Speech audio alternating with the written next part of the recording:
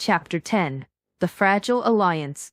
Adrian's eyes darkened as he held my gaze, the weight of his unspoken promises hanging in the air between us. Part of me wanted to turn and run, to escape the suffocating tension and the danger that lingered in his presence. But another part, a part that was more reckless than I cared to admit, was curious about what lay beyond the walls he had built around himself. "All right," I said, my voice steady despite the whirlwind of emotions crashing within me. "I'll stay, but only on my terms." A flicker of surprise crossed Adrian's face, quickly replaced by a cool, calculating expression. "Very well. But let's not kid ourselves. You and I both know that this isn't a game of checkers. It's chess, and I'm the one making moves." "Then I'll be ready," I replied, crossing my arms defiantly. "But remember, I'm not just some piece on your board. I have my own strategies." Adrian stepped back, allowing me space while his lips curled into a slight smile, as if amused by my bravado. "I wouldn't have it any other way, Juliet." The atmosphere shifted, tension still palpable but tinged with something new. An unspoken understanding, perhaps a fragile alliance formed in the face of mutual interests, but I couldn't shake the nagging feeling that I was walking into a trap of my own making. "Now," Adrian said, his tone growing serious, "if we're going to do this, we need to be transparent about our goals. I want your family's influence, and I want you—" "For my own sake or for your plans?" I interrupted, my voice laced with suspicion. He studied me for a moment, playful demeanor gone. "I'll admit, both. But understand, Juliet, my family has been at war with yours for years. This is more than a personal vendetta. It's about power, about control." "Why do you want me in this?" I asked, narrowing my eyes. "What do you gain from it?" He took a step closer again, his expression intense. "Because you challenge me. You make me question my own motives. You're not afraid to stand up to me. That intrigues me more than I care to admit." I held his gaze, searching for any sign of deception, but all I saw was the truth that scared me the most. Adrian was dangerous. There was something more complex lurking beneath the surface, and I was standing on the precipice, unsure if I was ready to leap. "So what now?" I asked, breaking silence.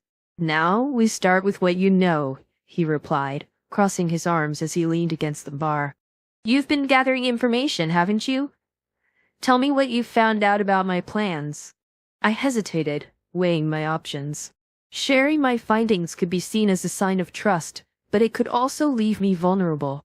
Adrian had already shown me how easily he could manipulate the truth, and I didn't want to give him any advantage.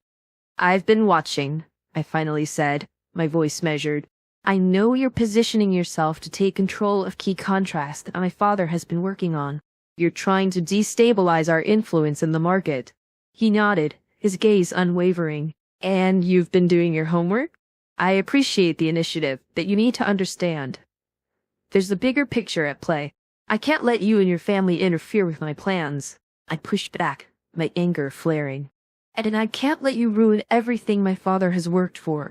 "So what's the solution, Adrian?" "Right now, we need to operate in a way that benefits us both," he said, his tone pragmatic. "Our families are intertwined in ways that we can't ignore.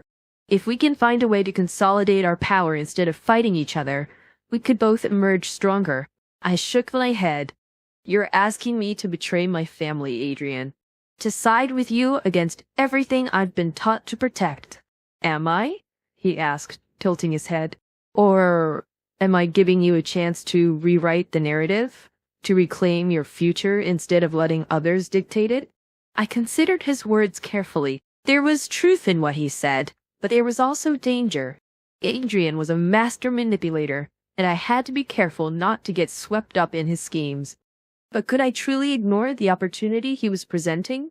"Fine," I said, my voice steady despite the uncertainty gnawing at me. "But I need to know everything. No more secrets, Adrian. If we're going to do this, we do it together." His lips curled into a satisfied smile, and I couldn't help but feel a mix of relief and trepidation. I was stepping into a world I barely understood, a world where trust was as fragile as glass. "I can agree to that," he replied, extending a hand. A partnership, then. For now, at least. I stared at his outstretched hand, the gesture feeling monumental. I took a deep breath, my heart racing as I placed my palm against his. The moment our hands touched, a jolt of electricity shot through me, and I quickly pulled back, my pulse quickening. It was a reminder of how intertwined our fates had become, a reminder that this fragile alliance could easily crumble under the weight of our conflicting loyalties. "We need to be careful," I said, my voice firm. "I won't hesitate to walk away if I feel you're manipulating me again." "Understood," Adrian replied, his gaze steady. "But if we're going to succeed, we have to be on the same side, no matter the cost." As I stood there, my heart pounding, I felt the gravity of my decision settle over me. I was stepping into the unknown, placing my trust in a man who thrived on manipulation. But for the first time, I felt a flicker of hope. Maybe, just maybe, I could turn the tables in this dangerous game. Together, we might just find a way to take control of our futures. But I knew I had to keep my guard up. This was a delicate dance, and one wrong step could send everything crashing down around us. I was ready to fight, ready to reclaim my life. But first, I needed to figure out just how far I was willing to go to protect everything I cared about. And that meant learning to navigate the treacherous waters of our alliance. With Adrian by my side. Or was it against me? The stakes had never been higher.